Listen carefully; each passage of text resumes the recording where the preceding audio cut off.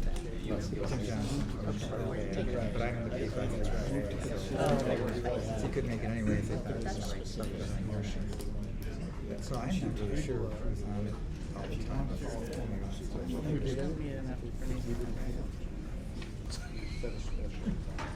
Because once we spent the special, we didn't. Motion, minutes read the motion to table. Motion for special. Yeah. Motion to return to consideration. Did somebody read that you guys requested what you did? I moved it so confusing enough for me to even know We that. tabled the discussion. So Well, hopefully you remember it. Well, now I'm Here. Well, Jim left. I'll just say, Because he went to work for the DEQ, or Eagle. Right. So he left. Right. And then there was another one or two. Okay. Yeah. Yes. Oh, he's Yep. gone. Okay. Yes. Well, we did table, so you're kind of finished. yeah. Do you know who you That is replaced? similar. I'm forgetting the name. I was told when I first came out, it's filling big shoes. Table the vote. Oh, right. No, there wasn't a vote. We don't even But remember no, who it table was, so it was could the have been. Maybe it was that being What is- famous. Correct. That's correct. Who are you But there was representing? no motion. Oh, John Myers. Oh, yeah, he was Solid waste and recycling, yeah. Okay.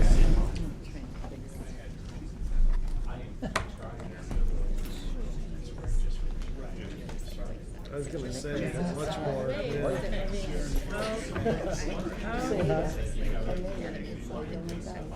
Right, James was. Yeah. Off the cuff, not No, but I mean, because of that background, this is your background. So you're representing really so that's the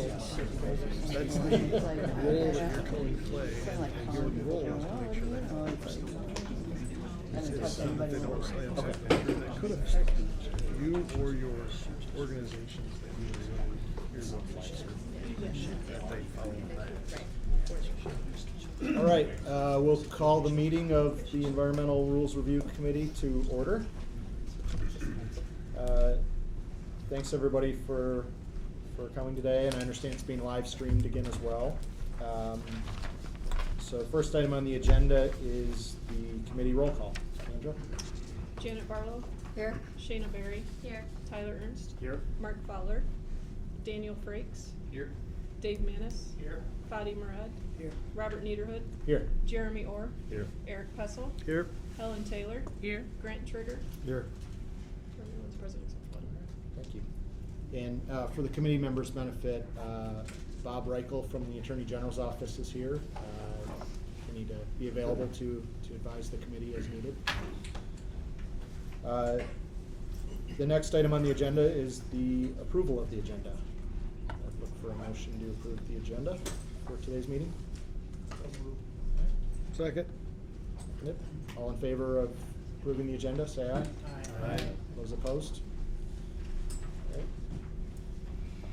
Next item on the agenda is the approval of the committee minutes from our October 31st, 2019 meeting. Should, you received in your packets. Move approval. Second? Second. Okay. All in favor of approving the October 31st minutes, say aye. Aye. Those opposed? Okay. The minutes are approved. Next item on the agenda is a rulemaking process refresher from Mr. Fiedler. We thought it would be a good idea to, again, as we're got a rule set pending before us, to just kind of refresh our understanding of the process and how we fit into the rulemaking process. Okay, thank you. This flow chart, I should explain, I kind of update it every time I look at it, I see kind of changes. So you'll see that it's got a relatively new date on it. This flow chart is on your website for your committee, so you may want to go back and take a look at it. I know you're not going to read the fine print today, but I just kind of want to show you where we're at in the process and what happens in the near future after today. But this first page of the flow chart, we've already been through. These various I guess that's yellow boxes. Those are dealing with the request for rulemaking. We've already been through that. You know, it's been approved. So if you go on to the second page, that's where we're at right now of this flow chart. And as you can see in the middle, there's these this column of 4 choices that you can make today. You're taking a vote on these draft rules, and you have 4 options today. And based upon what option you choose, it will dictate what we do next. So if you today decide that these rules meet the criteria that's in section 4 of that section, I believe it's subsection 4 of section 66 of the Administrative Procedures Act, if you think they meet that criteria, you can vote on having the rules proceed then to the public hearing process, which is this last box here on the page. You will still have full oversight of the rules, and I'll show you later what that oversight will be, but you'll still be involved in the rulemaking, but you'll let them proceed to the public hearing process. Another option, the second box here in the column, deals with if you need additional time or you feel like the rules do not meet the criteria, then the rules will not proceed to public hearing, but we'll deliberate additionally with you on the rules. Possibly we could make changes, possibly not, but you do have some extra time there to, if you're not good with the rules, we can continue to negotiate and talk about the rules before they go to public hearing. So that's your second option. A third option, and you did this option when we did the oil and gas rules a couple of months ago. That is where you vote, and you would have to have 9 members vote, at least 9 members, to say, let's kick these rules out of our oversight. Let's let them proceed with the public hearing, but we will not see them again. So you have that third option. And then the final option is, if you made no decision today, if you made no vote today, then these rules would automatically go to the public hearing process. You would still have further oversight of the rules, but if you just do not vote or make a determination within 35 days of receiving the rules, they automatically default to the public hearing process. So those are your options faced with you today, and we've got some slides that have all of some additional text to help you through that, or help you understand that. So this page of the flow chart ends with the public hearing, and then the next and the last flow chart deals with what happens after the public hearing process. And I think it's important for you to note that if you choose some of those options to allow the rules to go to public hearing and then to still have oversight, then after we have the public hearing, our agency, this first box over here, kind of signifies that we have to summarize all the comments of the public hearing.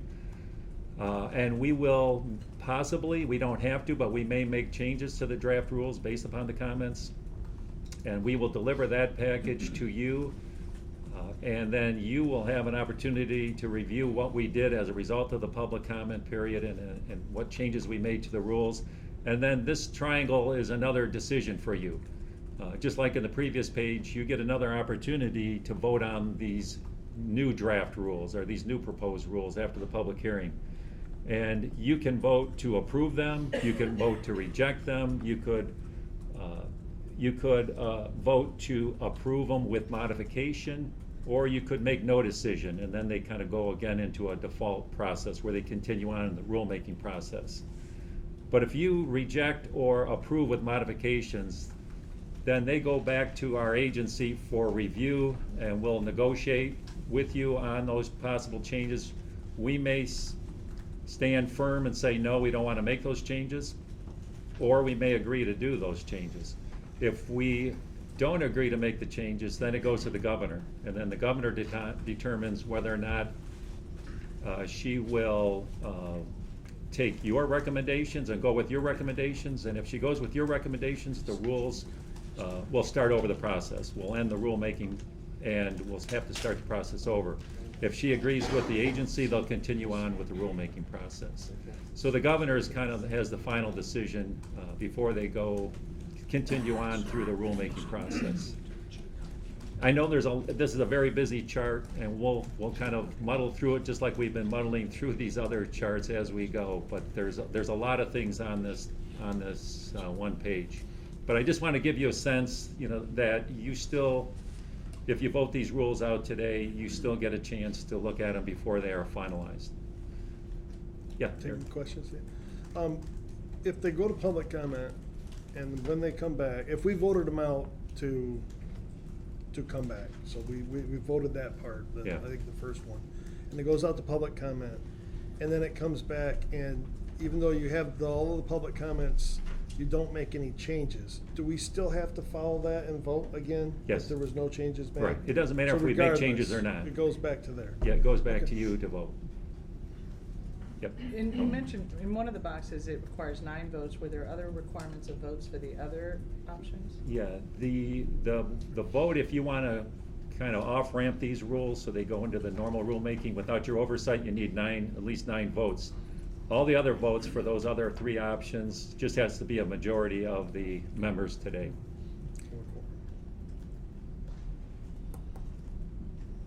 Any other questions about the process? A couple of questions, David. Has there been some thought put into sort of how this sequence is gonna play out, what the overall schedule looks like? And I'm gonna jump ahead a little bit, because our last item is to talk about later meetings. So if we were to continue in an oversight role, it would seem prudent to be thinking about the overall schedule, to have those meetings scheduled. Right. And target that. And that goes into, if they were going into the public hearing process, now the department's gotta do a notice, you got a public commission register. I understood there's some discussion about having hearings at different locations across the state. Right. And then, if that were to happen, prepare a report, it comes back for review. I actually tried to make some notes of that, and I wanna preface this. During our last discussion, and I don't remember who was it made the comment, but it was essentially, let's take the package to the public hearing. And I wanna offer an observation. I'm still struggling with trying to understand some things, and we'll have some discussion on that today. Yeah. And we don't really have, the committee, input from the stakeholder process, because the way you managed it, it was not in an open forum. Public hearing process might be something that could be mutually valuable, because I don't see us engaging in a lot of formal, bringing a whole bunch of testimony stuff, because as I understand it, the department doesn't consider discussions before this committee a part of the formal record. Right. So if we were gonna have a formal record that the department, and I'm saying stuff that I'm putting it out on the table for other committee members to comment on, because we haven't had this conversation.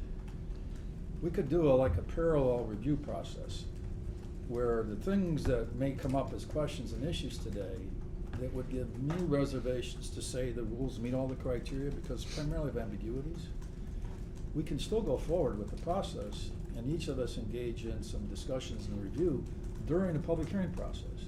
Then we come back after the public hearing process with a report, and if we looked at the schedule, it's really, really hard to get this done by April 1. Mhm. But if there is any hope to do it by April 1, we have to start the public hearing process. And I'm not sure that I see any disadvantage in doing that, to be blunt. Because I don't think the questions that I'm still struggling with are gonna be solved in an hour worth of conversation. So if we talk through that, can you comment a little bit about how you see this playing out, overall schedule-wise, if we go forward and it returns to the committee at X period of time?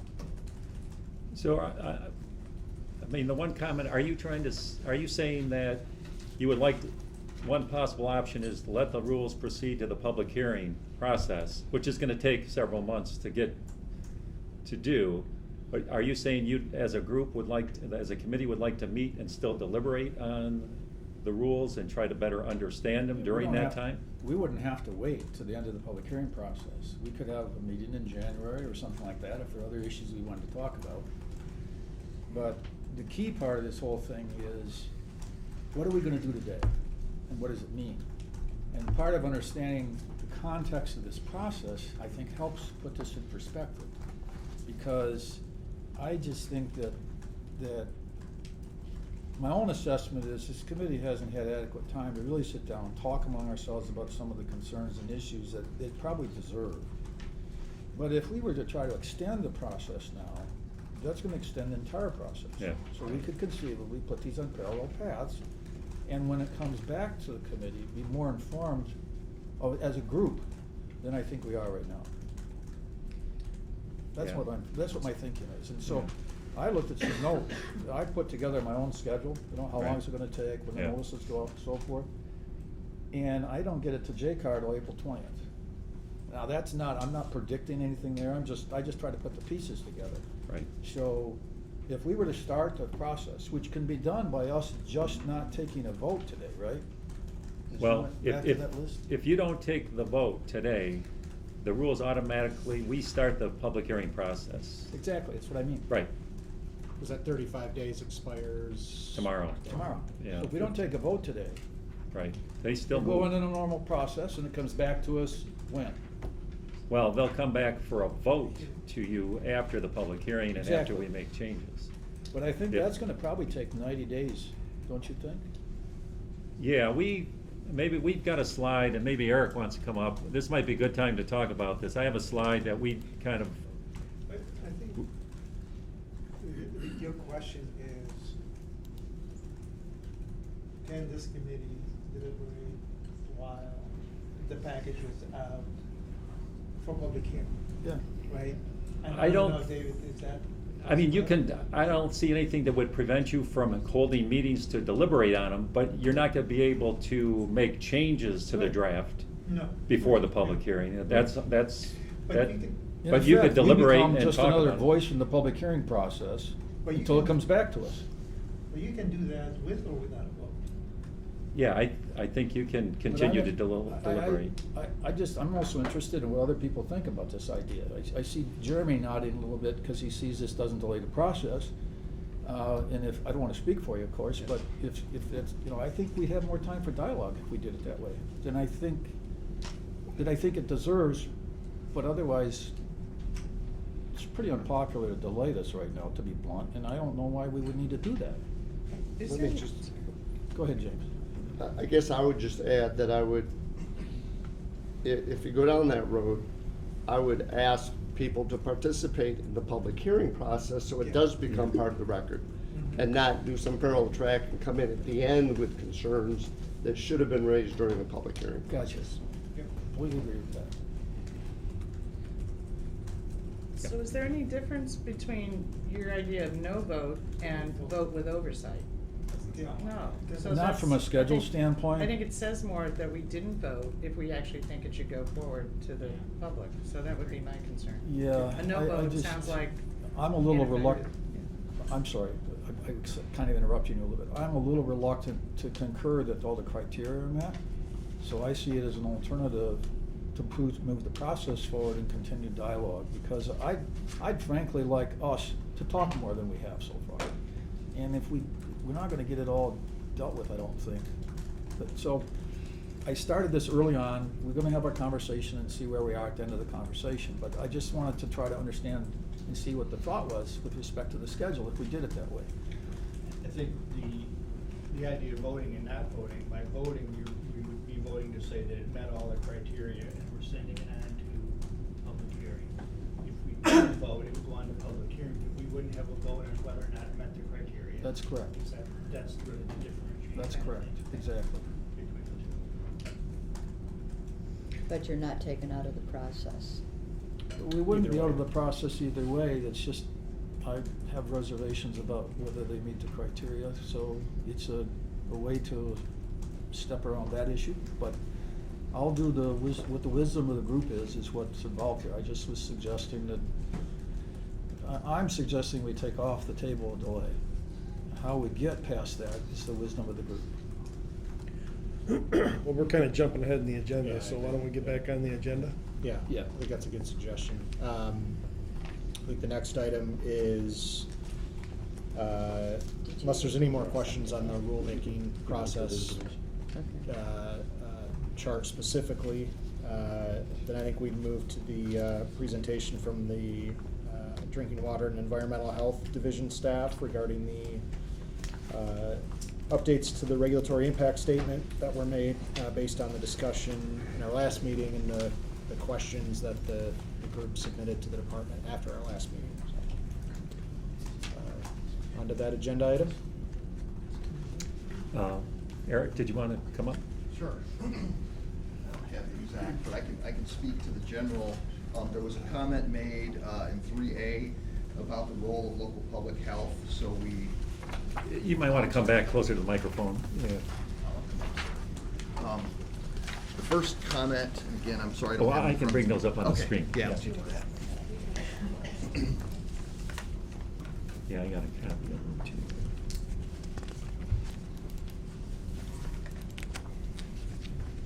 It was 10.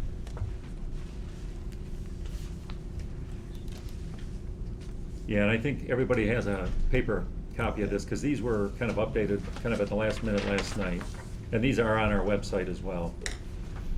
So we did update item 10 based on question number 1 about the impact to local health departments. There is obviously an impact to local health departments because the non-transient, non-community water supplies are overseen primarily by local health departments. So we added some language in item number 10 in the RIS to address that, although it wasn't quantified in the same way the impact to Eagle wasn't monetarily quantified. So that was updated. In section 13, question number 2, there was a very good question about the impact to the smaller systems. We had no good data on cost to small systems until about 2 weeks ago when we got the cost estimates for Robinson Elementary School.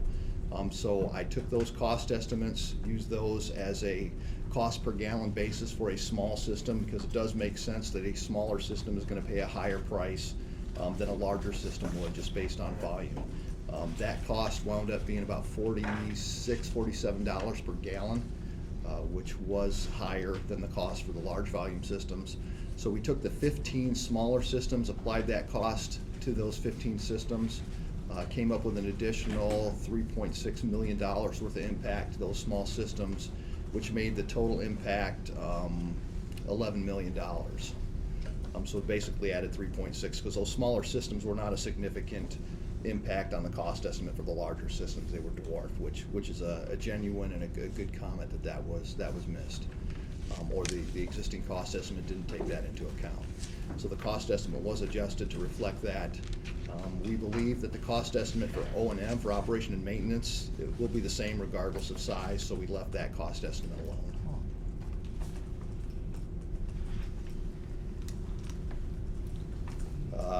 Question number 3, again, the rural versus urban areas. Another good distinction. The smaller systems, again, we use that higher inflated cost for the smaller systems, which tend to be your more rural systems. So the cost estimate response in item number 13, which added the additional $3.6 million, addressed that question as well for the cost for smaller systems.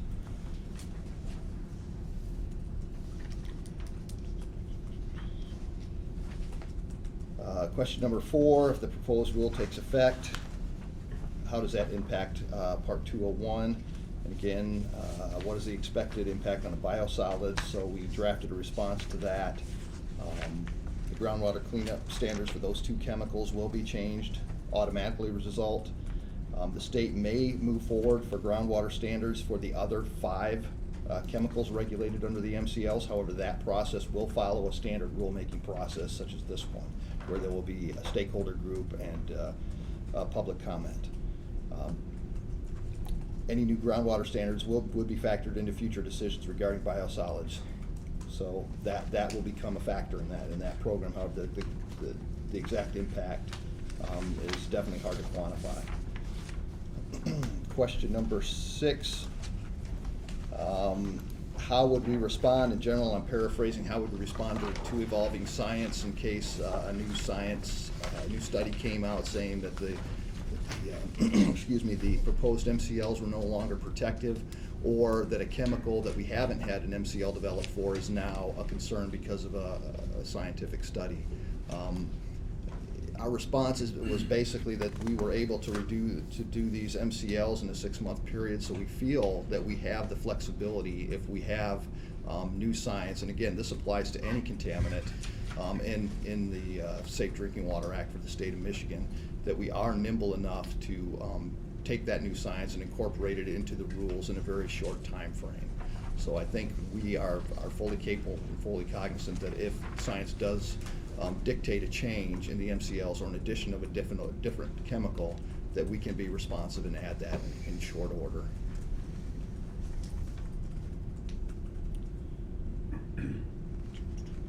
Question number 7. Practical alternative would consider connecting to another clean public water system. With respect to agricultural communities, again, there is no standard urban and rural definition. That's a more complex question, especially with relationship to agricultural uses of water. We don't regulate agricultural uses of water. So there are no real plans because the MCLs don't apply to that particular application of water. So we can work with those and work with our partner departments to address those concerns. However, they're not addressed in the MCLs. Question number 8, further to question number 4, please explain why the surface water quality standards would not be changed by EGLE using Rule 57. Again, establishing MCLs does not necessitate EGLE to change surface water quality standards. If we decide at a later date that the PFAS water quality standards need to be adjusted, that decision will be made irrespective of the MCLs, but we'll obviously take the data developed during the MCL process into consideration.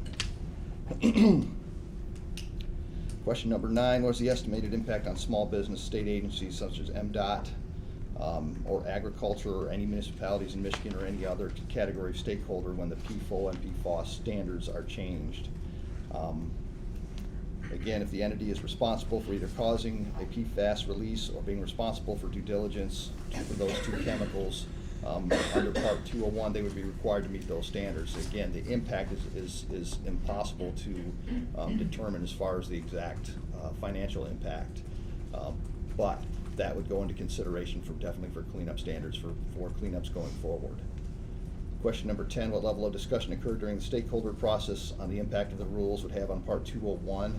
Were all stakeholders advised? And what is the cost and impact of the proposed rules on cleanups in Michigan? How many properties in the state will be deemed contaminated due to the rule?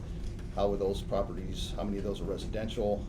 How many previously remediated or closed facilities will be reopened for possible additional investigation, remediation, and what's its cost to small business?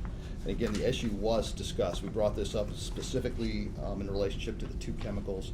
We did that, and we did make that very clear during our stakeholder process that the 201 cleanup criteria for PFOA and PFOS would change and default to the MCLs. Again, it's almost impossible to predict what the cost impact of that is going to be on future cleanups, simply because those sites are not completely characterized.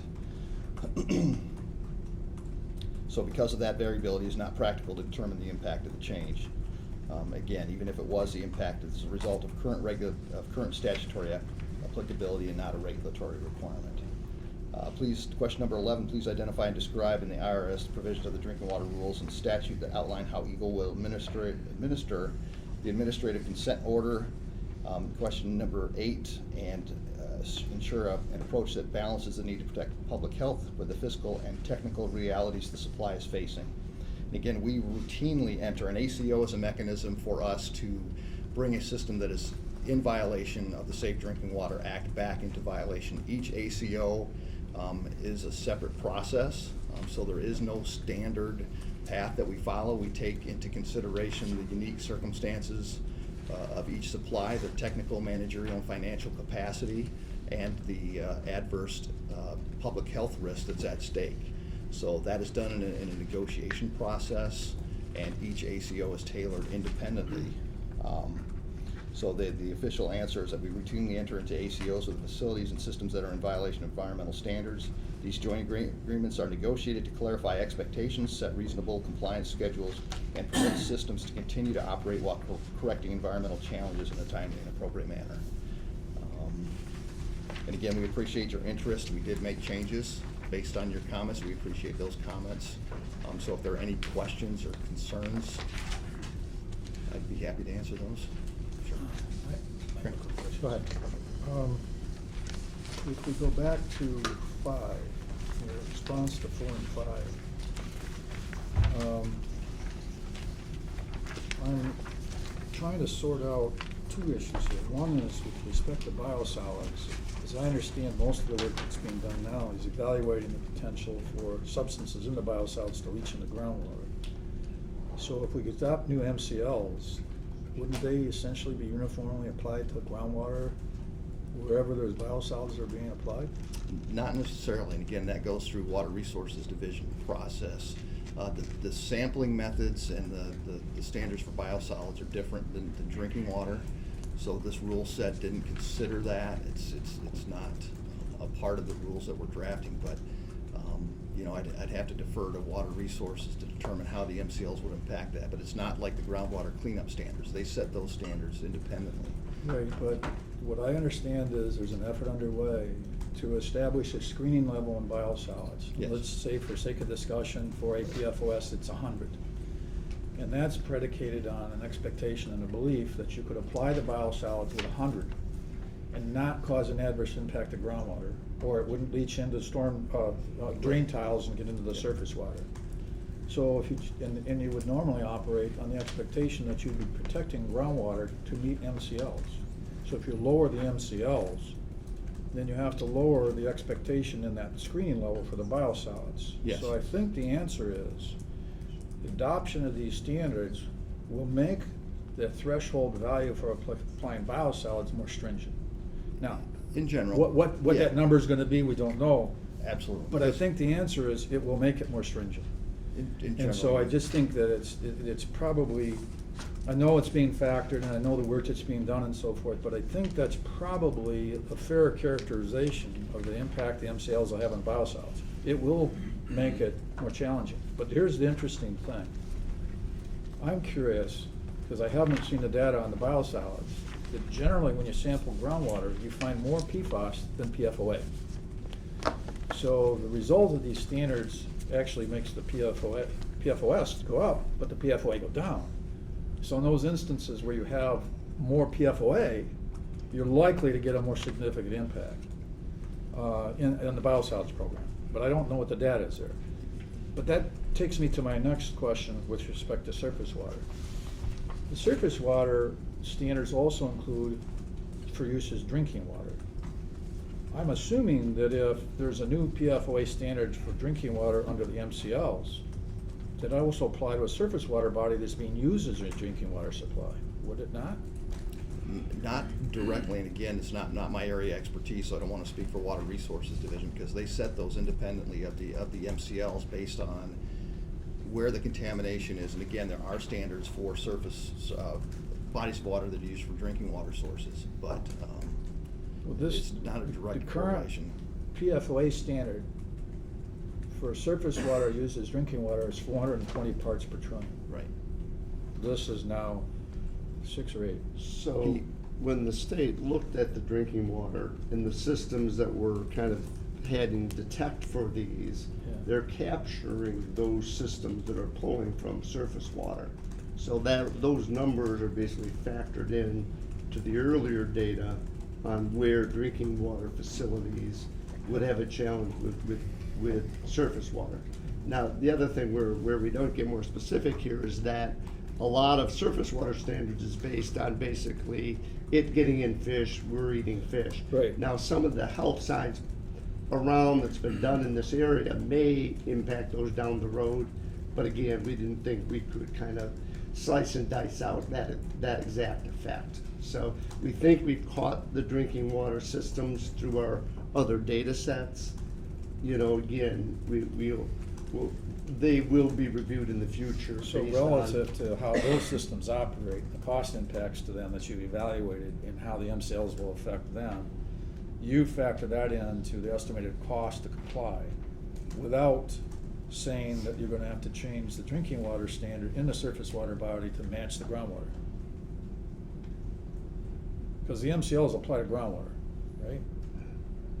The, The MCLs only apply to water before it enters the distribution system, so we don't sample. When this MCL, when this rule Oh, goes I- into effect, we won't be sampling I source water.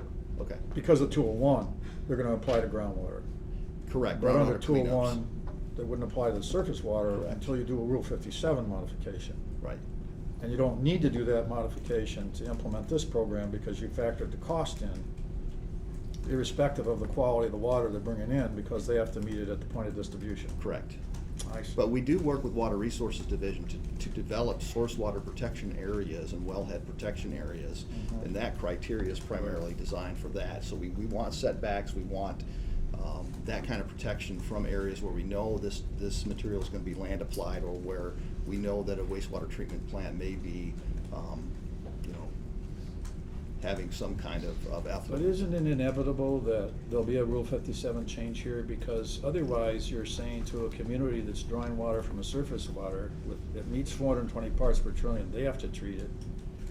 But other users who are contributing to that don't have to remove Right. it because the standard's 420 instead of 8. Well, and again, that standard, we have national pollution elimination discharge permits that apply to people that directly discharge that. So there are specific limits on that. And again, going back to Ann Arbor, when we were having high hits in Ann Arbor, we worked directly up and found through Water Resources Division, the discharger in Wixom that was doing that. So we do look at the watershed in general. We don't want the system, obviously, we don't want it in the watershed to start out with, but we don't want the water treatment system to have to deal with pollution when we can deal with it more effectively upstream of where it's being discharged. So there's a Yeah. combination of things that'll protect again, source water. if you looked at the original standards, you think about when we adopted the EPA health standards of 70 parts, per trillion. The Rule 57 was already down to 11, based on basically driven by fish consumption. PFOS. In humans. Yeah. So again, as we get more science on the impacts of PFOS on humans, will that impact those fish consumption numbers? Potentially. But again, it's kind of removed from setting this MCL. Right, but, yeah, I hear you. It's, you have to take a separate action under Rule 57, but it's probably gonna happen because this is a category when the surface water is used as a drinking water source. But again, it doesn't have anything to do with the MCL at all. It has to do I with the understand. health, regard to what are the impact of these chemicals on bodies when you consume them through fish. Yep. It doesn't really, it's not based on the MCL. I hear you.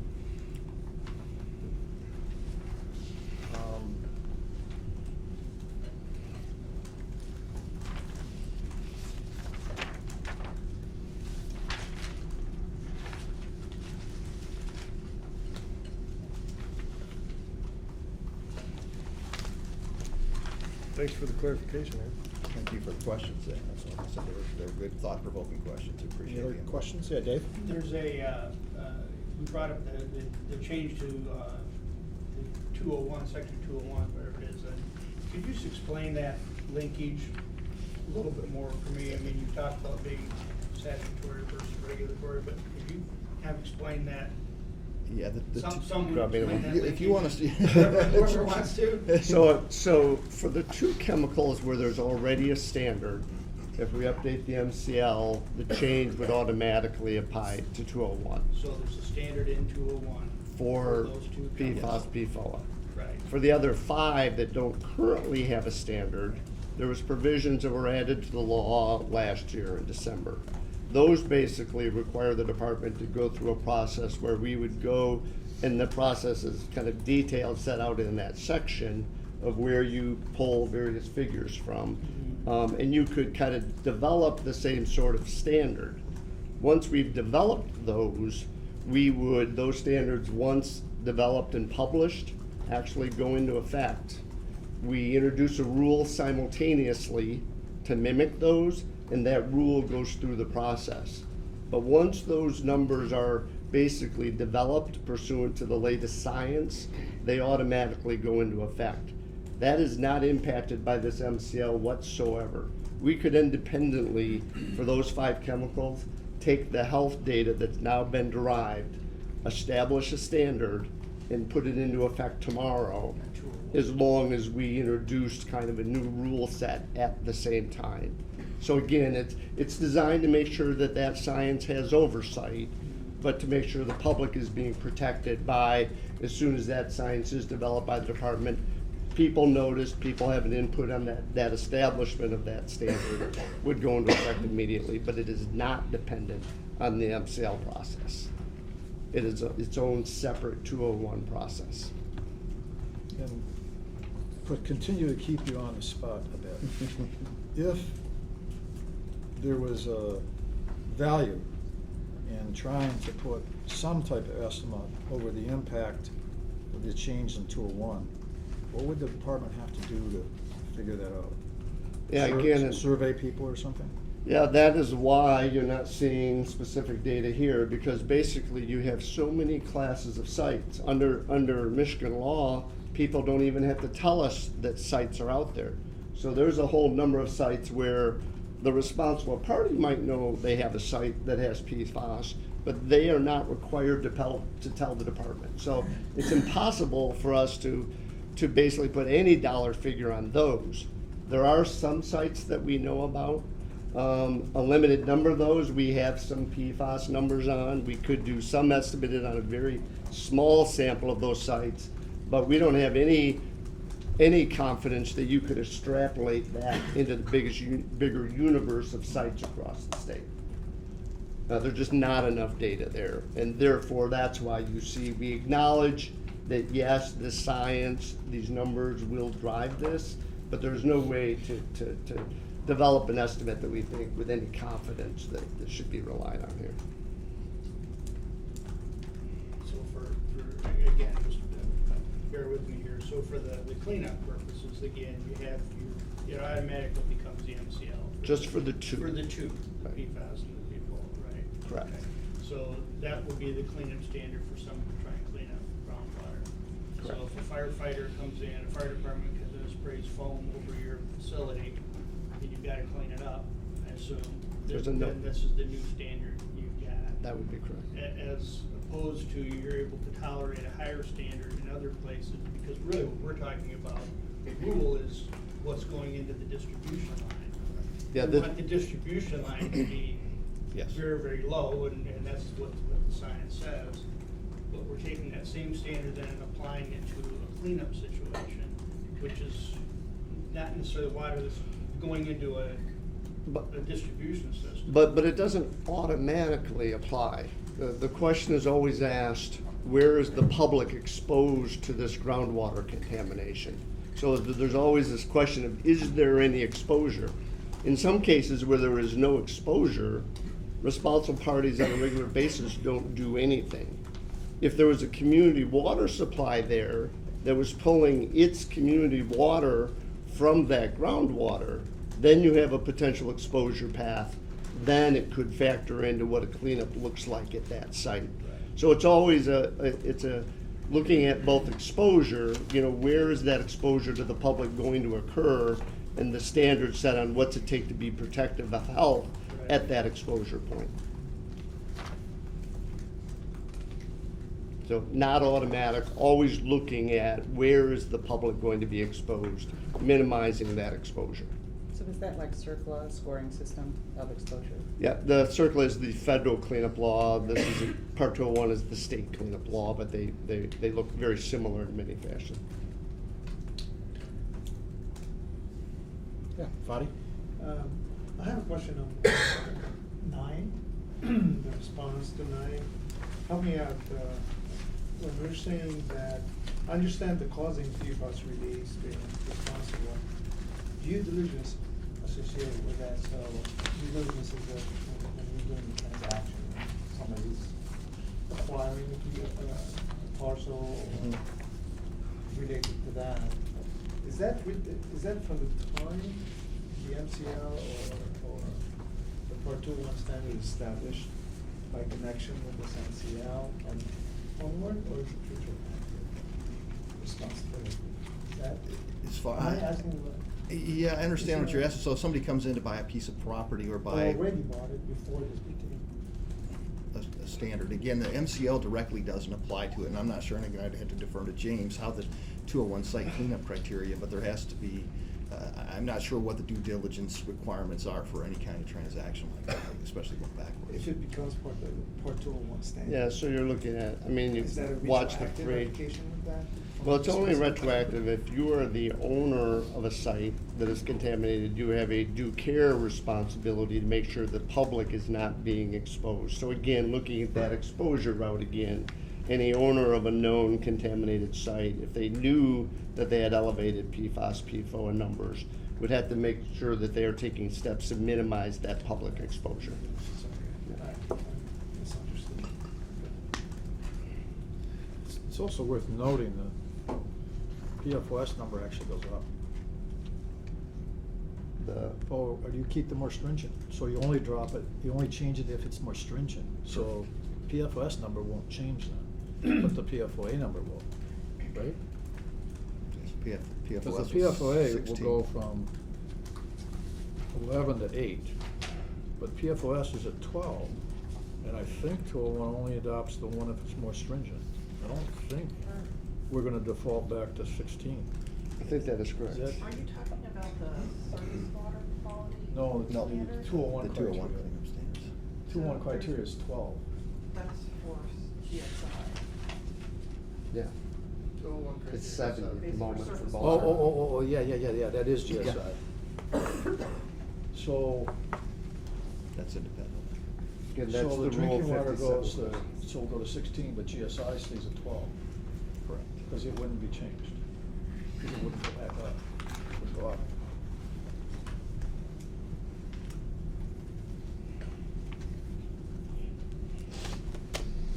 Anyone else have any questions for the department?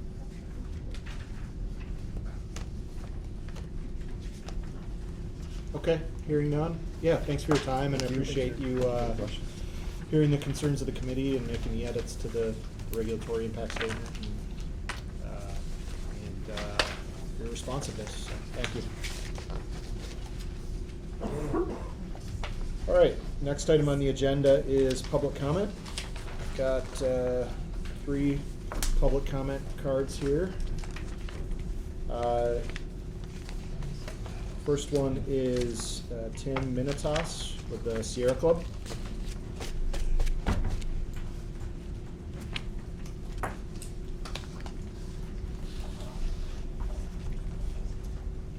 I'm going to be just very, very brief. So yeah, my name is Tim Minotis. I'm with the Michigan Sierra Club here representing the Sierra Club today. Just wanted to urge you all to move forward with the package without any further delay. From our perspective, we feel that the committee has all the info which was requested and given. So we would like to see this committee move forward with this package. So, thank you. Thank you. Next is Aaliyah Phillips with the Michigan League of Conservation Voters.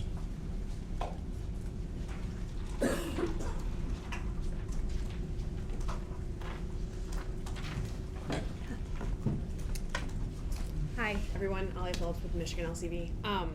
So at a time when PFAS contamination is impacting communities across Michigan, we have more than 1.9 million residents' water at risk.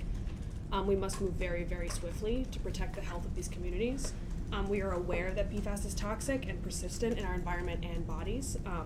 We know that exposure is linked to cancer, autoimmune disease, thyroid disorders, diabetes, elevated cholesterol, and other diseases we haven't even discovered yet.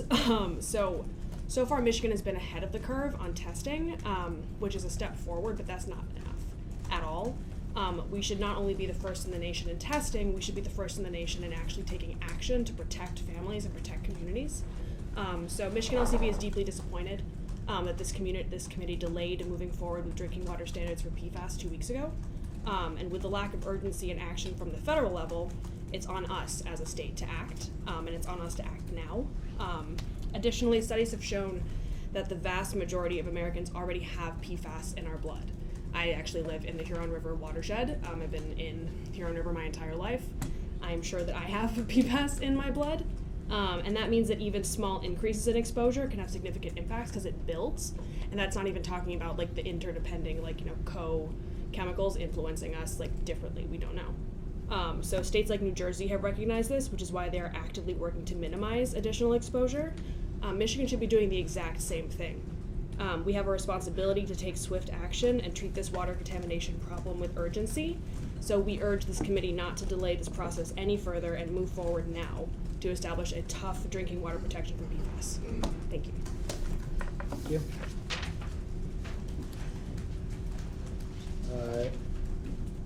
Sean McReady, Clean Water Action. Thank you very much. My name is Sean McBrearty, and I'm the Policy and Legislative Director for Clean Water Action. We represent 250,000 members across Michigan, including folks in Oscoda, Rockford, Parchment, Plainfield Township, and many of the other places in the state where residents are waiting and have been waiting for protective MCLs to be set on PFAS chemicals.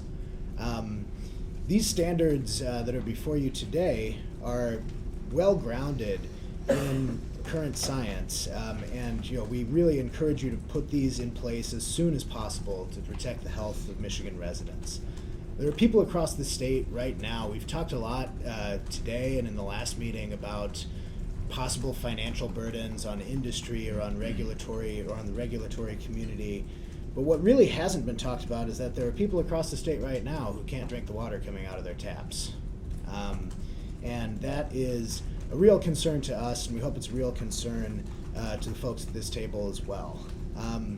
Michigan residents have been waiting for the development of these rules to protect their drinking water, and we really hope that today you move forward into the public phase of this, where public comment can help inform the rulemaking process.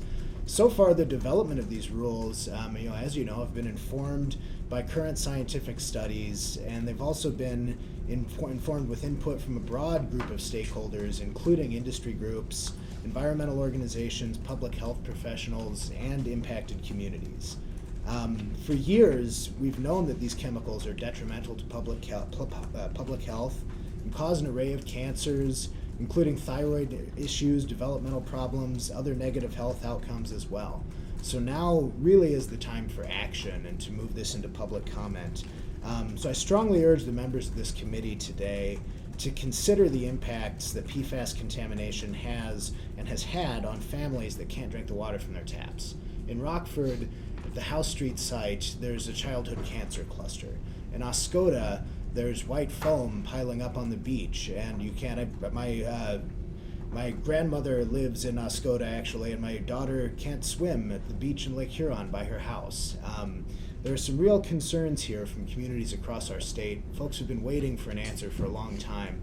We were glad to see this process get underway, and I really encourage you folks to either vote today to move these standards forward or to not vote today and let this go to public comment so that the public can have their input, and this gets returned to the committee, of course, at the end of the rulemaking process. So please pass these standards out of your committee today with no further delay. Thank you. Thank you. And finally, we have Steve Sliver from MPART. Did we get the question? We get questions, Steve, right? I don't know, it's public comment. Sure, Grant. Oh, we don't do that in public comment. Yes. Well, good afternoon. Steve Sliver, Executive Director of Michigan's PFAS Action Response Team. I appreciate the opportunity to provide some brief comments to you. We recently formed a Citizens Advisory Work Group, and it's comprised of residents from impacted communities from across the state. And they're going to be advising us on how to engage and empower communities that have been impacted by PFAS and how to provide even the broader public education that the governor has asked us to do when it comes to PFAS and the work of MPART. So we just had a web-based meeting with the Citizens Advisory Work Group members last night, And we pointed out to them about this meeting happening today as, you know, one of the key milestones in moving the package forward. And really just a simple message from them was that they all agreed to have me come here today and just let you know that they fully support moving the package forward without any delay. Thank you. Thank you. Okay, that concludes the public comment portion of the agenda. Next up is deliberation on the draft rules. Without objection, I think we'll pull off the table our discussion from last meeting, pick up our discussion from the last meeting, and open it up to the committee for any further thoughts on further action with respect to the options that Dave laid out. I have one item, if I could. At the last meeting, we talked a little bit about the language on health effects. And Deb and I spoke a little bit after the meeting, and the hope was we could talk about that a little bit more. And I'd like to sort of introduce this because I'm struggling with what this phrase is meant to communicate. And it's, if I start with the PFOA and PFOS, it says some fetuses and or infants born to mothers drinking water containing PFAS in excess of the MCL may experience developmental delays and decreased body weight gain. The way I posed at that time is it almost implies that that's a single exposure. And I don't think it is a single exposure. And so I was hopeful we could have a little discussion about this, whether there's value in some clarification, because I have a 2-year-old granddaughter. My wife's daughter is expecting her second grandchild in March, and they've never tested for PFAS. They live in Connecticut, they test for lead. They do a 2-year check, so they check for lead, but nobody's checking for PFAS. And if I understand this correctly, there's an implication that placental transfer, the fetus, is a major concern. And if that's the case, this isn't a drinking water issue. This is what a young mothers think about getting pregnant. Because if there's already PFAS in the bloodstream, it's too late to worry about it. So I'm really concerned about that we understand this and communicate it accurately. So maybe with that, we could, whoever's going to talk about this a little bit could help explain what we're trying to say here. Can you point out just for everybody's reference, which page of the rules page that is? 32 of the 31 and 32 of the rules. There's a table where the contaminants listed, the concentrations are listed, and the last column says health effects language. And if you contrast it with, say, PCBs, it says some people who drink water containing PCBs in excess of the MCL over many years. Right. And there's some temporal reference to almost all of these, except nitrate. And I think Deb and I talked about that briefly last time. I mean, you can have a significant impact with a short-term exposure to nitrate. So with respect to PFAS, most of this is bioaccumulative, so I don't think we mean to imply a single exposure, but what do we say so it doesn't sound like we are? And I want to give this some context. So those mandatory health effects language is what would have to go into a public notification should a supply exceed an MCL.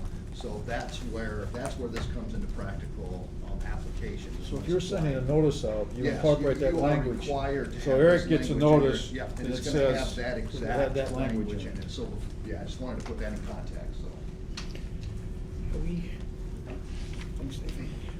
We developed this language with some consideration taking into to effect the findings of this the health-based drinking water value recommendations for PFAS in Michigan report that was provided by the Science Advisory Work Group organized by MPART. So using the information and the findings in that report, we developed this language so that it would take into account the risk that exists during these specific developmental periods of time. The language in general, we do our best to design it to be as consistent as possible with the existing language throughout this table. But we feel that this language here is reflective of those specific risks represented by these compounds. So what does it mean to say some people who drink water containing, or some other, let's see, what is it? I go back to PFOS. Some fetuses born to mothers drinking water containing PFOA in excess of the NSL may experience problems. So how often do they have to drink the water? Is it during the, so for example, it would be during gestation or the first year of life? I'm not a toxicologist, so I'm gonna look over in this general direction and ask for an assist on that explanation. Please. Eric or Deb, thank you. And I apologize, I didn't introduce myself. My name's Ian Smith. I work in the Drinking Water Environmental Health Division, Emerging Contaminants Unit. So, What I'm trying to figure out is, what do I say to my daughter who's pregnant? You got a problem? And she does, as far as I know, they're not drinking PFAS water, but people know I talk about PFAS, so they want to know about things like this, and I don't know what to say. I mean, to put it on a personal level, I don't know what to say. All right, let's see if I can help a little bit. My name's Eric Wildfang. I'm a toxicologist here at Eagle in the Remediation Redevelopment Division, and I was acting in a technical support role to the Science Advisory Work Group during the development of the health-based values. And with respect to your question, Grant, these health-based values are basically an extrapolation of animal health studies, during which the animals were exposed during the entire gestational period. So whether or not that window of impact by the chemical on the fetus occurred during a short window or that full window, we don't really know that. The studies that these are based on did not drill down to that level of sophistication to make those kind of conclusions. It is feasible that it could be a single exposure event, or it could be a repeated exposure event. But we just don't have that knowledge based on the design of these studies. But because these are bioaccumulatives, and this is more significant in humans than it is in these rodent studies, because they have a shorter half-life than we do, these chemicals, even following a single exposure event, can bioaccumulate and be persistent in the serum of the mother who's going to be or is pregnant. So, you know more about this than I do, and that probably makes it dangerous, but I've been trying to read a lot of this stuff for some time now, and if I understand the basis that the work group put into this, they looked at the Minnesota model. Correct. And that assumed 12 months of breastfeeding, and exclusive breastfeeding, which is, you know, a higher end 95% percentile. But that is 12 months of exposure. And that would have been, if that was assumed in the model, the number was produced assuming 12 months of exposure. And so if that's the case, a single exposure, once the child's born, trying to make a difference between the placental transfer and breast milk transfer, right, it's not a single exposure. Now, I'm not suggesting it has to be written to say, you know, 12 months of breastfeeding, but that's what that's what I understand the underlying study did. What I'm more concerned about, because I don't understand it, is the exposure parameter for drinking water talked about in the case of PFOS, 43% placental transfer. Now, does that mean 43% of the exposure came from placental transfer, or 43% of the PFAS of the mother got transferred? The latter. It's the latter. So that makes the mother's PFAS blood serum levels the critical component for exposure during pregnancy. Absolutely. And so it's not the drinking water the mother's drinking when she's pregnant is the issue, it's what her blood level was, the PFAS level in the blood when she got pregnant. Because if it's an 840-day half-life, well, in the case of PFOS it's 1,200 days, that amount's not going to decline during the pregnancy materially, right? It's certainly a combination of the two. The Minnesota model that was used to develop some of these values actually assumes, I mean, it's a cyclical model. You have a female child that's born to a mother that was exposed. That child's going to breastfeed and be exposed to additional PFAS through that mechanism. that's gonna spike the child's serum level. That's gonna come down over time, and as that female child grows to adulthood and she herself gets pregnant again, she's gonna have an existing body burden already in place. And Yeah. that continuous drinking of PFAS contaminated water is going to basically maintain that body burden in the. Because as I to be understand the pregnant model, woman. it basically, and I thought this was fascinating, modeled from gestation to first year of infancy to under age 21 to 35, to older ages, and sort of did a full gambit. Yeah.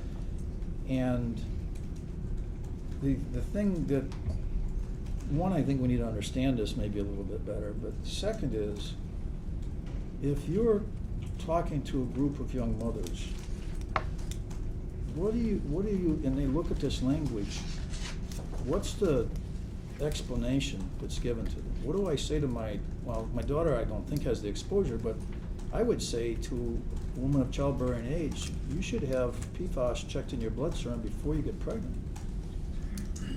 Yeah, I don't know that I would actually say anything. I would refer them to their health professional personally. Yeah. I mean, there are certain personal risk tolerances that people would be willing to take in lieu of that kind of information knowledge.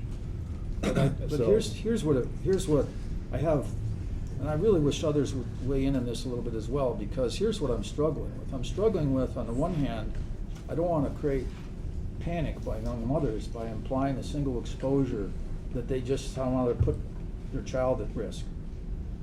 The flip side is, you can't let this happen. So what's the most effective way to prevent it from happening? I don't know if we've figured that out. You follow what I'm getting at here? Grant, you're talking about risk communication. Yeah. And let's go to any pregnant mom that goes to see her OBGYN. They're given a whole bunch of things, like don't eat any ham or turkey cold cuts because of a certain bacteria that could happen that will cause the premature abortion of the baby. So there's risks that are given to women all the time. I imagine as we learn more about PFAS and PFOA, those certain risks will be given to the doctors to then be given to expectant mothers. It's no different. It's just risk communication. What we're talking about is when somebody has an exceedance and they have to send this home, it's going to fall on me to have to explain to that general public, hey, what does this mean to me? I've been drinking this water. Yeah. To that mother that's maybe 3 months pregnant, just found out she's pregnant. And what does that mean? And we're going to recommend that they go to their doctor. Yeah. And their doctor's probably not going to know, so they're going to be hooked up with a toxicologist in the state of Michigan, and they're going to discuss what do we do, and whether or not that means testing or not, that will be decided at the time. But that's kind of why it's important that we have these standards so we can start this process of risk communication. Because that's what we're talking How about. are you going to explain, if you got a letter that said to you got an exceedance and it came with that language, how are you going to explain it?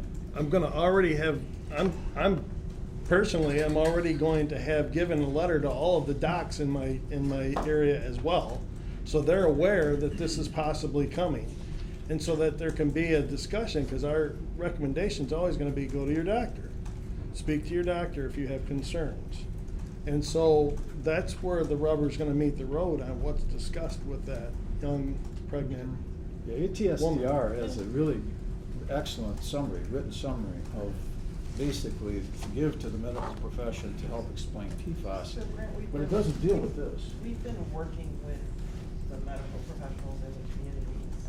We've been doing grants out on PFAS with them. We've given them the ATSDR clinicians guide. Yeah. So we have been working with doctors in these communities.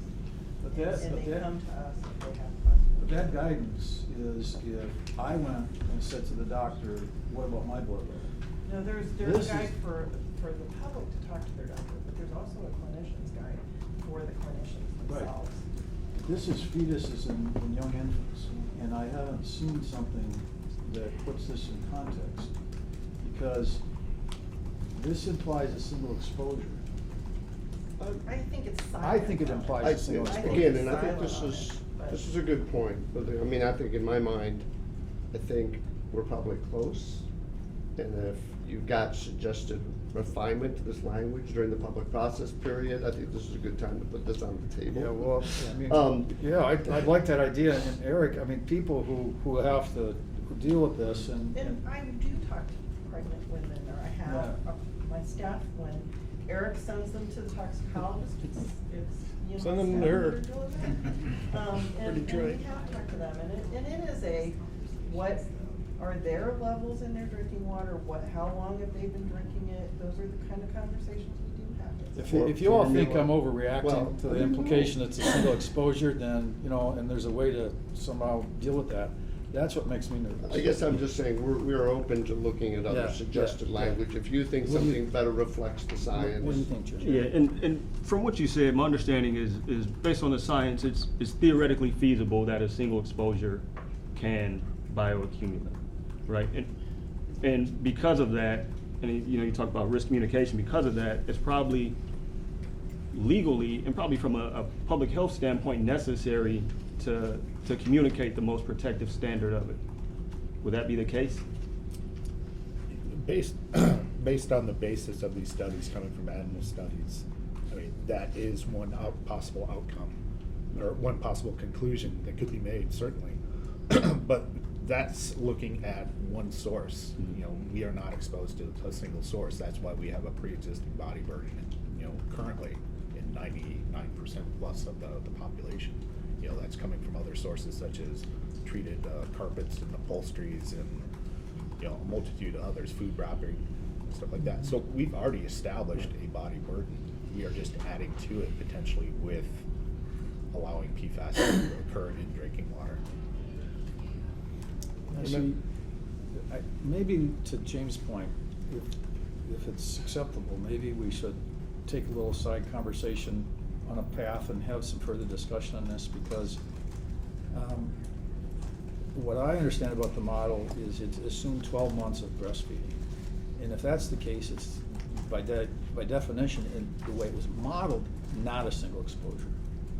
So when there's some uncertainty and there's a possibility based on the animal studies, I think we need to be really clear on this, because if we go down the road of suggesting it's a single exposure, this would be, I think, earth-shattering. I'm not sure I agree with that.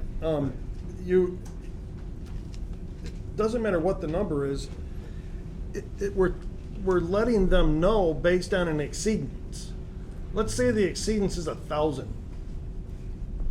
We don't know through tests and studies what that's going to mean. Is that a single act? If a woman was drinking this water while she's pregnant and the number was 1,000, that's different than if the number was 1 over. If it was 13 instead of 12. That's a really excellent point. So it doesn't really matter to have it put in there thinking that it's a single, because we aren't going to be able to tell. We're not going to know what the exposure was, how long she's been drinking it, and what the number was the day before.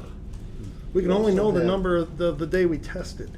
Yeah, you also have some women may result, I mean, there's a lot of hedging to this language, which I think this interpretation that, one exposure causes something is a stretch to pull from this sentence as written. Now again, not to say we're not open to a different, kind of iteration of it. If you want to talk to medical professionals and you think something better reflects the science. I mean, you also think of, well, what if it's formula? And they're using that water directly in a formula situation. There's all sorts of iterations that are impossible to capture for this purpose.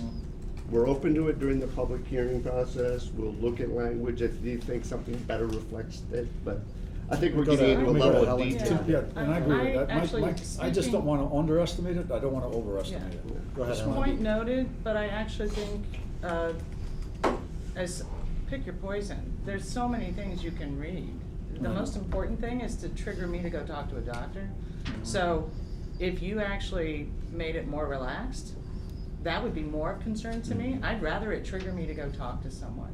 So I'm concerned. I think if you want to suggest that in the public comment period, you've already suggested it here. I think the staff will listen, but I think it's better to be more it's not earth-shattering. Everything, if you read the details, will freak you out as an expectant mother.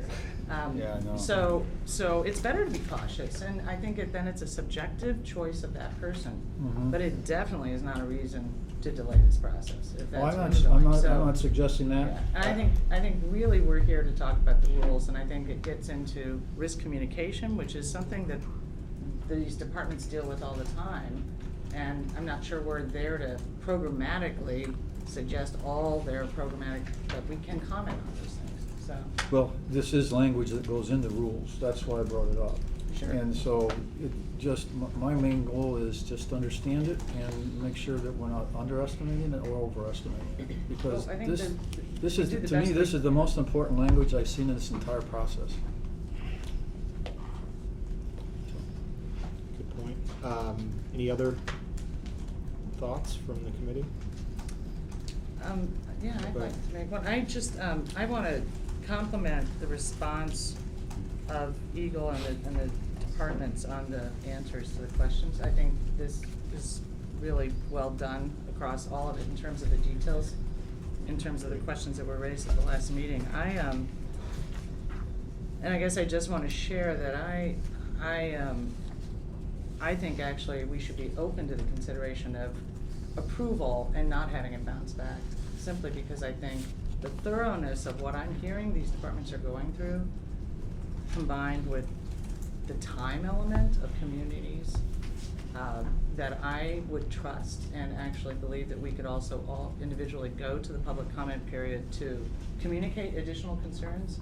But I'm not convinced our expertise, or I think I'm impressed with what this committee knows and has brought up and has questioned, but I think I also am equally impressed in the response and the thoughtfulness of those analyses, and I think they've shown adjustment, and I think that will probably continue.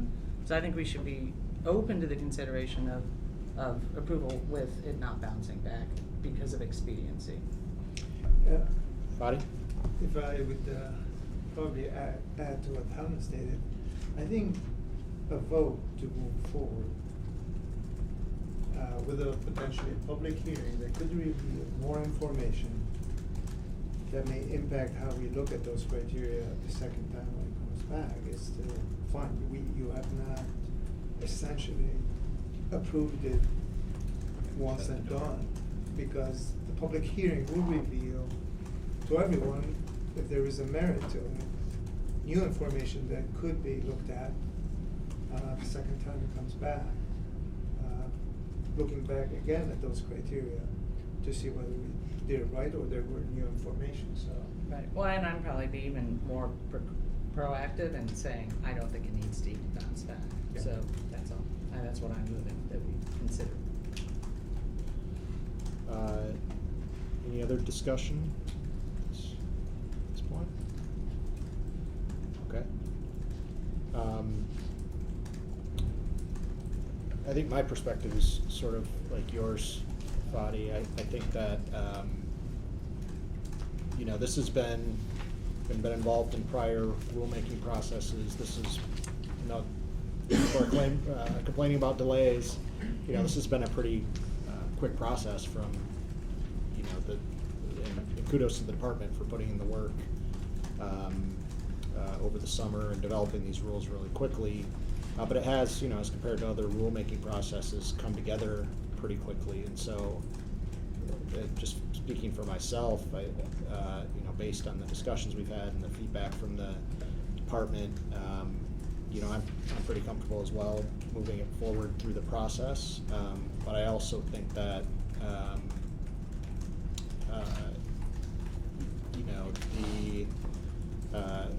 because the rulemaking process went so quickly, the stakeholder process was necessarily kind of condensed a little bit. And that really opened up after the health-based values were put out. And so I do feel like that having it go through that public hearing, giving the public and stakeholders another opportunity to comment, like you said, more information could come out, other concerns could be raised, and so as the statute allows, I think it's a good idea for it to come around to this committee again and sort of retain our oversight ability, but you know, as we sit here today, personally I'm comfortable moving forward. So. I have a question on the Yeah. process of that, and maybe it's for Dave. Where'd he Dave left. go? Do you want to Dale. introduce yourself, Dale? Dale Shaw, working with Dave. Okay. So Dave had another meeting. Dale's going to be. The question I have on process is the comeback around. In the original, there was an opportunity when a rule came forward, and I don't remember exactly where. I think it's in the very beginning of the flow chart, where the chair and the co-chair could actually determine to send it on its way and not come before this committee. Correct. Yeah. When it goes out, when this committee, if we were to vote to move it forward and to still have oversight, and it goes through public comment, and this is where I'm coming back to, and if there was very little, if any, change done, and it comes back in, does it have the possibility of having the chair and the co-chair to just send it on? Or do we have to vote as a body? So to send it it doesn't on? have that option for them to act unilaterally. Let me pull up the It should. section of the statute. There was one option that said that the committee, when it came back, you could approve it as a committee with modifications. If there was enough So- information in public comment that didn't get taken into account by Let me read the relevant section here. So under 66.8, within 120 days after a public hearing conducted by the department shall prepare and submit to the committee an agency report containing a synopsis of the comments made at and received at the public hearing, and a description of any changes that are suggested by the department to the draft rules. Can you pull that up? And they have to do that or withdraw the rule request. And then after receipt of an agency report under subsection 8, the committee shall meet one or more times to discuss the report and comments made and testimony given at the public hearing, and approve the draft proposed rules with modifications, approve them, or reject them. If the committee fails to make a determination within 120 days, then they proceed, I guess. And so we, again, it'd come before us again and we'd approve. What's the top choice? I can't read it. Fails to make determination. Okay, fails to make determination, approves, rejects, or, approves. thank you. Right. Oh, nice. I got you. So it has to go through that process. Yeah. If Right, we have to if we passed it today to stay engaged. Or Helen's thought is that we just pass it and move it on because of the timing. And then whatever happens after public comment, Eagle would be taking it through whatever process they're gonna take it through. It wouldn't come back to us. Correct. Yeah. Can you show us that part of what that would look like if we were to vote it out today, and like what we did with the oil and gas rules? Go to the bottom, go to the J-car section. I'm sorry, say that again. Yeah, just go to the bottom of this chart on the J-car section. Next page. Right there. So submit the rule package to J-car, that's kind of where it would jump to. It would go to the Joint Committee of Administrative Rules in the legislature that has then similar power to this body to propose legislation and do things like that. So it would go to a legislative committee that is similar, although not exactly like this one. But it would go through, if we were to, He Helen's has proposal. under Helen's proposal. But it would still go to a public hearing. It would go to It goes to public hearing, Oh, and then it wouldn't come back to us, it would go to J-car. Correct. And J-car has always been there for these, even before the law was created for this body. Correct. And that's why I'm almost, I might be with you here, Helen, I'm not sure. Why hold it up through us? Yeah, I don't know how much of a, it's hard to say how much. there's items in public comment that don't get addressed. Yeah, how much of a Well, delay that would be. isn't that also gonna be addressed by J-car? Right. I think another consideration was this, whoever talked about the Citizens Advisory Group, which is reflected at some level. Yeah, so if they, I mean, that must mean something. I'm assuming those people were chosen because they represent constituencies of the public, which is part of what I was listening to. I mean, we would have to think that if there was enough public comment on a certain thing that Eagle didn't change. I mean, I don't know what the threshold level is for Eagle to make their determination. Well, enough people's talked about this subject, so we want to make a change.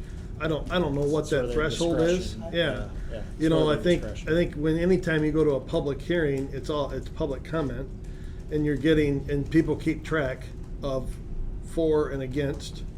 And, you know, I suppose if there was enough against of a certain item, they might take a look at it, but if it's 50-50 or close to it, there's nothing's gonna change. And because this went through this, I don't know. I don't envision a big change. I don't envision. Is there a benefit But of not that's- having it come back to this committee? Why- Timing wise is all I'm thinking because of the April 1st deadline. Does it have to take time? And if you Right. schedule the meeting and announce it ahead of time, which I'm not against any. Right, yeah, I see what you're Probably saying. will go anyway.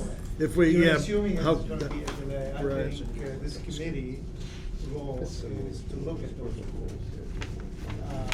So there is a significance to it. We're public hearing a lot of information. I hear from Brand there are certain issues that we would like to essentially get a little bit more information. You The gotta public would definitely help from that standpoint. That should not be a cause of delay. Otherwise, I mean, there's no purpose. But I know we did it with the gas and oil rules. We just said, just take it. We did it with the gas and oil. Yeah, we did it with the gas, and I think even this, some may call it a delay, but we've done it within the 30 days that we are allowed Right. to. We did not even go beyond that the last time. We were thinking about the 21st, when we brought it back to the 14th to stay within. Right, for the this timeline year. that we're Yep, afforded. I agree. So I do not consider that as days, more Yep. to make sure that the right package is going out to the public for And I'm not saying any further, I'm not saying that we're delayed today. I don't wanna have it go through any potential delay after public comment, since it still has a quite vigorous part to go through. Yeah. Right. And I think we could coordinate that with. Fairly the quickly department after in the- terms of knowing when the public hearing is. And set our knowing when meeting. that agency report is gonna be ready and scheduling a meeting shortly thereafter. I mean, the urgency is there. Everybody Yep. shared that. We heard it from a lot of people that spoke. I mean, we all shared the same urgency, and that's why we're gonna push it as fast as we can through these committees. I think we should work on making sure that we have a timely meeting set up, ready, and be able to get through. Does everybody understand what J-card is and that layer that you were talking about is similar, like who is that or how is that? Yeah. Who wants to explain that? James? I'm not the expert. I give you kind of a general, the Joint Committee on Administrative Rules, it is a joint committee from members of both the House and Senate. Again, they look at the rule package, determine whether or not it's, their statutory authority. But they have a number of provisions where if they think that for some reason the rule package is off track, they have the ability to basically put in an objection, introduce statutory language to change it, and uphold the rule for a very long time, and kind of stop it from going to the Secretary of State and being entered. But again, process that is similar to the ability here to kind of voice objections. And the standard isn't exactly the same as this one, but it is very similar in that they're looking at whether or not the rule package basically is, that there's statutory authority to do it, and that the rules reasonably are designed to achieve their objectives. Does the makeup of the committee reflect the majority and the minority? Yes, it does. So you've got two majority party members, one minority from each chamber. Okay. So it's 2 majority Senate, 1 minority Senate, 2 majority House, 1 minority House? Correct. I believe, is that 6 members? I believe that's correct. I think that's correct, yeah. And one other point I would add is that under the Administrative Procedures Act, it establishes a window, a period of time within which Joint Committee on Administrative Rules can take the kinds of action that James mentioned. They have the option not to do anything, within that period, in which case the completion of the promulgation goes forward. So it's an opportunity that the legislature has afforded itself, the Joint Committee on Administrative Rules, to take some different action before the rules become final. And it's 15 session days. To get clear, that's the window that they have. Yes. Right. Who wants to make a motion? Yeah, I mean, I'd like to make a motion to move forward with regular rulemaking process. Second. Okay. Do we have to name the actual one of the four choices? Yeah, and I think, Dale, you've got that pulled up, right? So we have, I thought David was gonna, I thought I saw, Which you one have the were- specific motion language that we would need to make if we were going to. We do Yeah. have one for A, B, and C.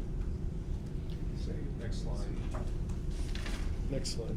So Jeremy, that's what you're, Yeah, mine was for the third option, I think Or you- to return. No, What I was the think you read first one? A. Here's the different options that you have, and then we have a motion slide for each option. Yeah, so it's A. Come back, is A. Yes, mine is to move to normal rulemaking, to not come back. And not to come back is A. Correct. Yeah. That's the motion that requires 9 voting members. Correct. Correct. And that's to 9, not come back. a vote of 9. Correct. That would be to return Anybody to. second yeah. that? I'll second. Okay, all seconded.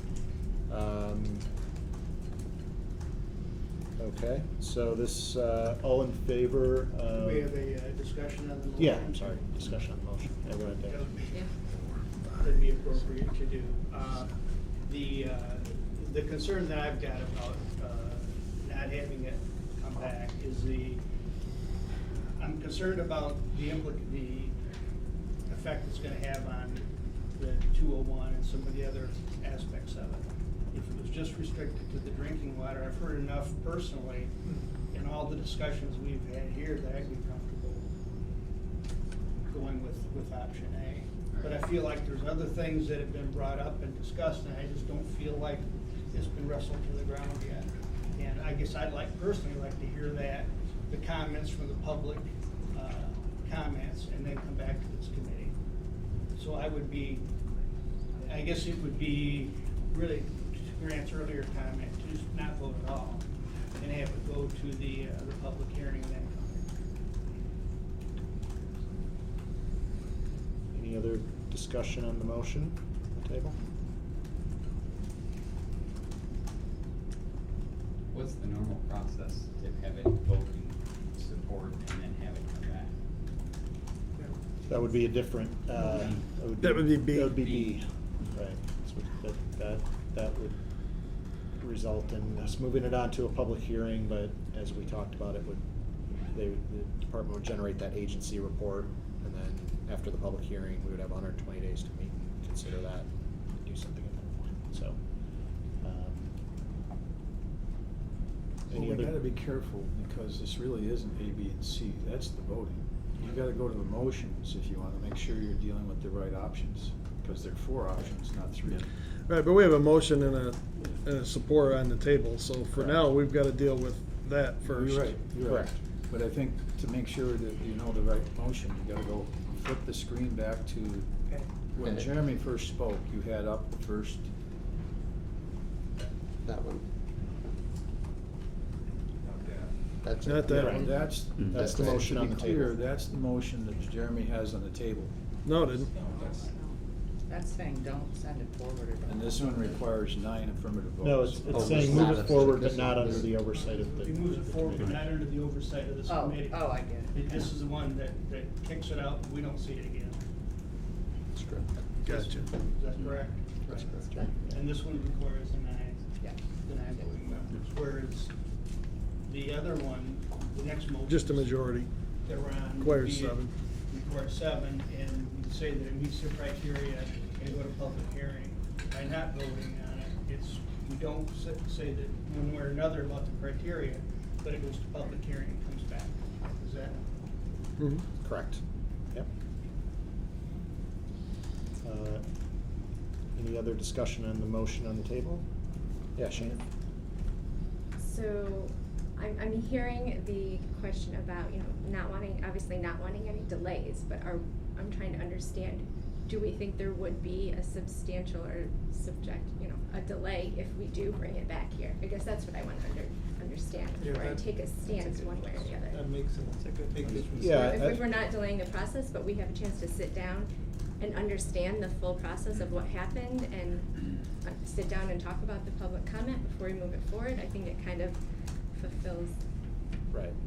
what we've been asked to do at this point. But I want to understand the ramifications if we do that. Yeah, so from my perspective, I'd commit to coordinating with the department so that we know when, remember how many days they have after the public hearing to produce the agency report, but understanding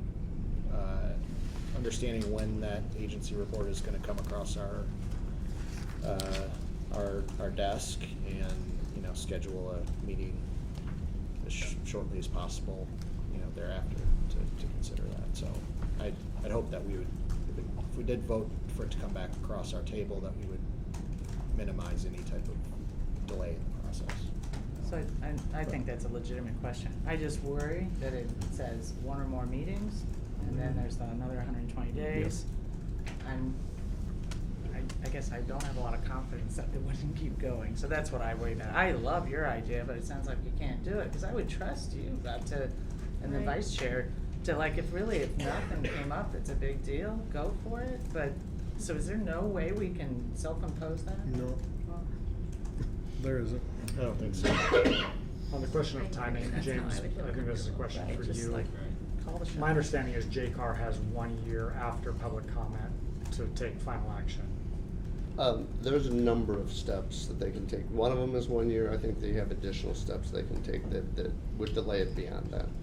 But if this committee decided we wanted to see the rule set back after public comment, that wouldn't impact the timing of that 1 year. They always have that ability. So if this committee at any point approves it, it will still go to JCAR. They will still have that 1 year. Okay, so it wouldn't push that out further, that 1 year? No. Again, it's more, but no, we don't impact JCAR's process at all. The only thing it pushes out further is it's got to go through us. So however quickly Rob can get the meeting set up and we can meet and we could then vote and send it to JCAR, because that would be the next step. That part of it's the only delay. So if that, is that 2 weeks from, or is it 4 weeks or whatever? That's the. If I could just make one point. I talked about being involved in the public process. If it goes through the public process, comes back here, and this committee then makes some significant modifications, we have to go back through public process again. We would have to return to the public again and have another public comment period and go through it again. Just so, again, there's law to that effect that once we make significant changes to a package, you have to take it back through public comment again. So that's where potential delay, that's where I was kind of urging members, to the extent that they had concerns, to participate in the public process so that any changes could all happen at one time. During the public comment process. Correct. As opposed to waiting for it to come back here, which then the delay is if there's modifications that are significant, we go back to square one and have to go through that process again. And James, if the public hearing necessitated significant changes to the rule, would you go, regardless whether we're here or not, would you go back to public comment if there is significant? If after we've taken a rule package out for comment, if there is significant changes, we go back through it. And there's been a number. Yeah, then that's even prior to it coming to you. We wouldn't basically be done with the public involvement process yet if we made substantial changes after the first round. So you would go back and do more public meetings? Yeah, we've done that before, where we've had multiple public comment, multiple hearings and multiple opportunities. Yeah, but any significant change to the rules will be either concurring that those significant changes need to happen, and whether it comes back here or not, it's going to go back through another public comment period. Again. Regardless. Mm-hmm. So it all comes back to what is those significant changes deserving, or when that occurs. Needed Yeah, that, and Eagle Again, can and that's jump why in. I'm just, again, urging people to be involved in that public participation process, because that is the most expedited way to get it all the way Yeah. to the legislature and back to JCAR. That's Yeah. all I would add is, I'm not trying to take away anybody's role here. I think we've done a really, I think this discussion, a lot of the comments have done a very good job. What it was intended to do and was set up. So the question is, how much more would we bring to that versus the response of the agencies to this public comment? So I just wanna make that clear. Right, and I think, adding to what James said, how much more will we bring to that can't be brought up by members here during the public comment period, right? If it's significant and needs to be addressed, it would be addressed through the public comment period. Or the JCAR process. Or JCAR, also. right. James, could I just ask one question, just point of clarification on the process? So, if this committee votes to have it come back, it says that there's Eagle submits an agency report. If this committee votes to not have it come back, is that the same report produced, or is that something that? It's basically, it's produced for JCAR. Oh, it's A the same- similar it's report is essentially the JCAR prepared for report? Okay, thank you. JCAR.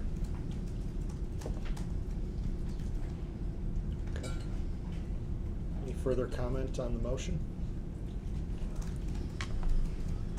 All right, so the motion on the table is Jeremy's motion under subsection A, that the request for rulemaking must not proceed any further under the oversight of the Environmental Rules Review Committee and must proceed under the applicable sections of the Administrative Procedures Act. So let's vote on that. All in favor of the motion, say aye. Actually, let's raise our hands, yeah. Yeah, let's do roll call, that'd be great. Janet Barlow, No. Shayna Berry, Abstain. Tyler Ernst, No. Mark Fowler, oh, he's not here, Daniel Frakes, No. Dave Manis, No. Fadi Murad, No. Robert Niederhood, No. Jeremy Orr, Yes. Eric Pessel, Yes. Helen Tayler, Yes. Grant Trigger. No. Okay. Only three yes. Motion Motion failed. failed. Yep. Someone wanna make a different motion? You want B? I'm sorry. Yeah, put B up a second. I make a motion that provided under section 66, subsection 5, paragraph B of the Administrative Procedures Act 306 of 1969, draft supplying water to public rules drafted October 22nd, 2019, and identified as rule set 2019-35 EG meet all the criteria in section 66, subsection 4 of the Administrative Procedures Act, and therefore should move forward to public hearing. Second. Second. All right, any discussion on the motion? I think we kind of talked about this the last time, and Eric went through these, and then I followed up the last meeting as well, and went through these, describing basically, I thought that we had met all the criteria. There was a lot of discussion about the proportions of the burdens they place on individuals and businesses. I think there's still, in my own mind, still some understanding. I think they've done a very good job of clarifying the burdens as it applies to the safe drinking water portion of it with the regulatory impact statement. I still have a question about the linkage to the section 201 and what that potentially has. But I think that may very well surface during the public hearing. I would hopefully that part will surface during that, so I'm prepared to support the motion. Okay, thanks. And I think, from my perspective, I agree. I think, the responsiveness of the department to our questions has satisfied me that the criteria are satisfied, but I wouldn't, I just want to note that, I guess if there's additional feedback made or additional points made during the public hearing, and they do come back before the committee, we're not, at least personally, not waiving my objections to kind of change my opinion about whether the rules satisfy the criteria. More information were to come out, but I think today, from my perspective, they didn't. Any other discussion? All right, let's take a roll call vote on the motion on the table. Janet Barlow, Yes. Shayna Berry, Yes. Tyler Ernst, Yes. Daniel Frakes, Yes. Dave Manis, Yes. Patty Murad, Yes. Robert Niederhood, Yes. Jeremy Orr, Yes. Eric Pessel, Yes. Helen Taylor, Yes. Grant Trigger. Yes. Motion passes. Is that unanimous? All right. Was that unanimous? Yes. It sounded like it, yeah. Yeah. Okay. All right, the motion passes. It's important. Next item on the agenda is the meeting schedule for the remainder of 2019 and 2020.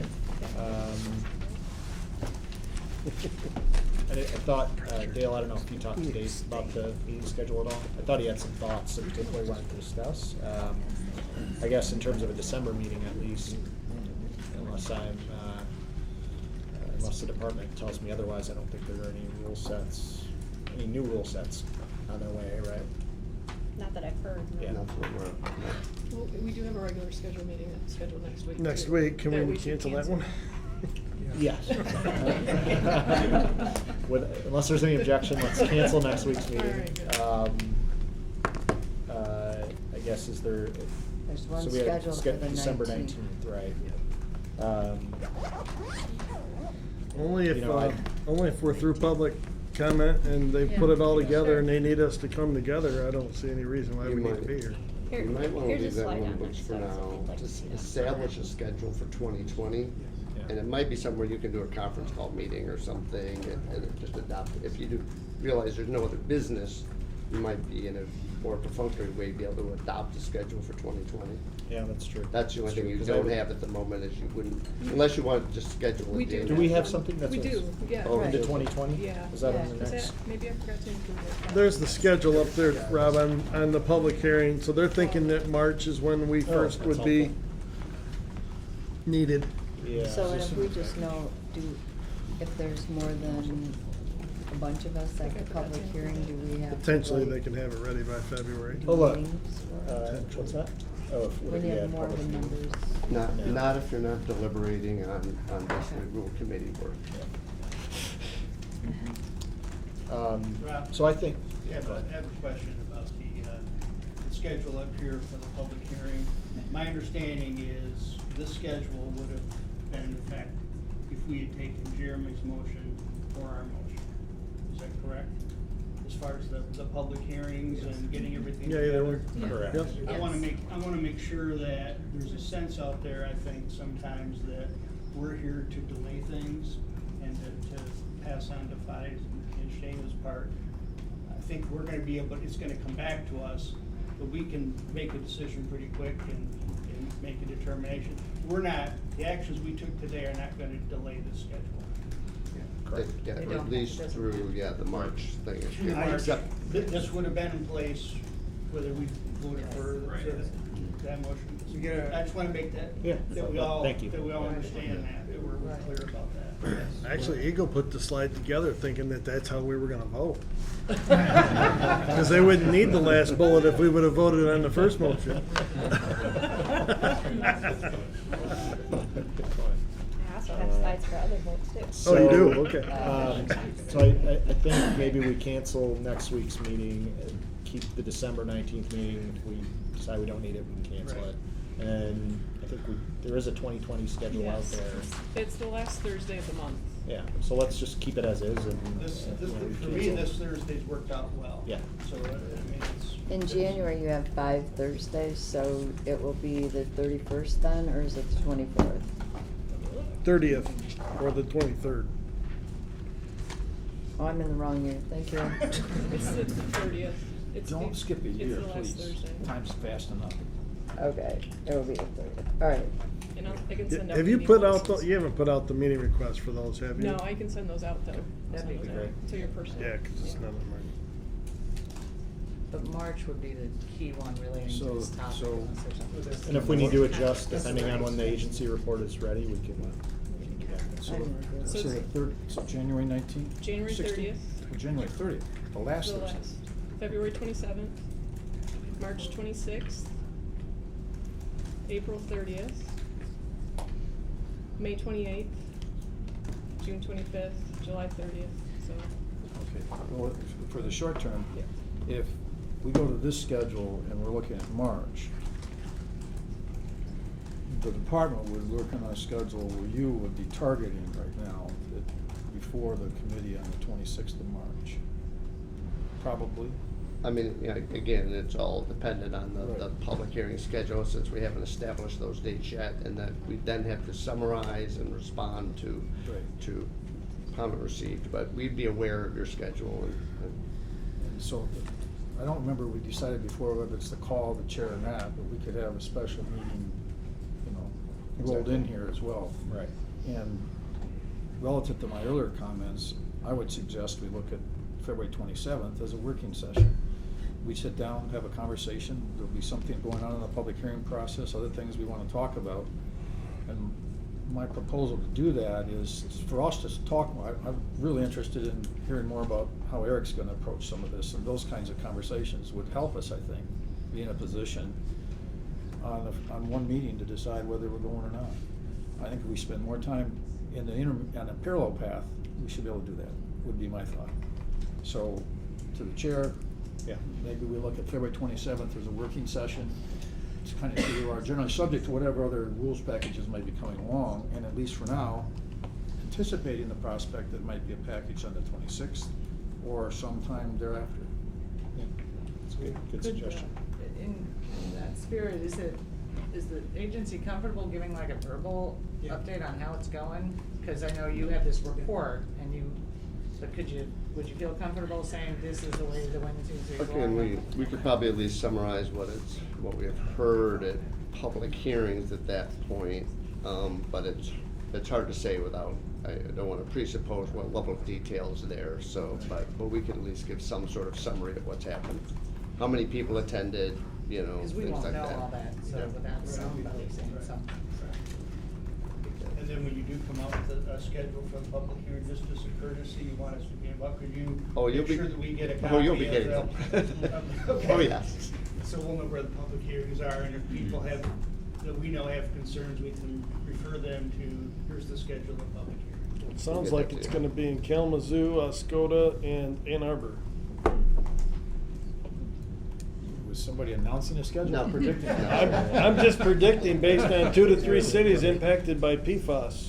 Might be 3 Or locations then. specifically Parchment, Oscoda, and Ann Arbor. But that's Okay. just a guess.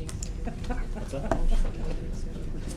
Oh, so that hasn't been. People of Rockford might Okay. not. Oh, I'm sorry, Rockford, oh yeah, sorry, that's all that. So we can formally adopt our meeting schedule for 2020, I guess that hasn't been done yet. Can we get a motion to approve the last Thursday of each month? Second. All in favor, say aye. Aye. Opposed? Okay. Did everybody get up and running with their state email addresses? No. I did for one day. I know we've had a couple hiccups, so. Just got it? Do Do you have like the tutorial after the meeting for Yeah. emails for dummies? Because I have an Outlook system somehow or another, it got like Okay. that, and every time I tried to I go to just the give you state my address, it phone. lost me back to my. I haven't put it on my phone yet. That's If the you next put it on my step. phone, I'll be good. So if you have any issues with that, it's important that we start kind of transitioning fully to the state email addresses.